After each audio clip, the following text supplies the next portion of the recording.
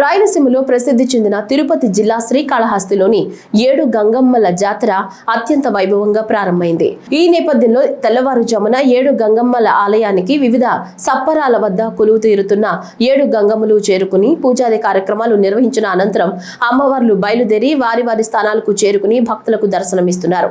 7 చోట్ల కొలువైన గంగమ్మలు దివ్య రూపాలతో భక్తులకు కన్నుల విందుగా దర్శనమివ్వగా భక్తులు అమ్మవారిని దర్శించుకుంటూ మొక్కులు తీర్చుకుంటున్నారు.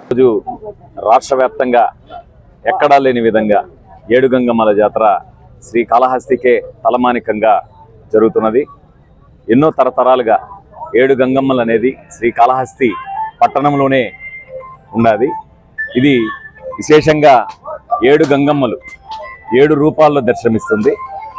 ఒక్కొక్క రూపం ఒక్కొక్క అవతారం.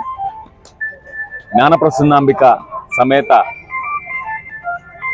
తల్లి ఎవరైతే ఉన్నారో ఆ తల్లికి అక్కజెల్లెళ్ళైనటువంటి 7 రూపాలు. పూర్వీకుల కాలం నుండి గ్రామంలో ఎలాంటి అవాంఛనీయమైనటువంటి సంఘటనలు జరగకుండా ఉండేందుకు, ప్రజలను కాపాడుకునేందుకు ఆయా ప్రాంతాల్లో కొలువు తీరి దుష్టుల నుంచి దూరంగా తరిమి వేయడానికి గత కొన్ని వందల సంవత్సరాల నుంచి పురుడు పోసుకున్నటువంటి ఈ జాతర ప్రతి సంవత్సరం రోజు రోజుకి దేదీప్యమానంగా టెక్నాలజీకి అనుగుణంగా రావడం, అందులో భాగంగా ఈరోజు శ్రీకాళహస్తి పట్టణంలో ఎక్కడా లేని విధంగా 7 గంగమ్మలు 7 రూపాలు దర్శనమిచ్చింది.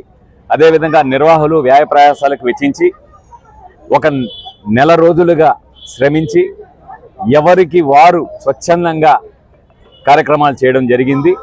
భక్తుల కొలువు బంగారం అయినటువంటి ఈ గంగమ్మ తల్లి కోరుకున్న ఎడల వాళ్ళకి అన్ని విధాల మేలు జరుగుతుందనేది ఒక దృఢమైనటువంటి సంకల్పం.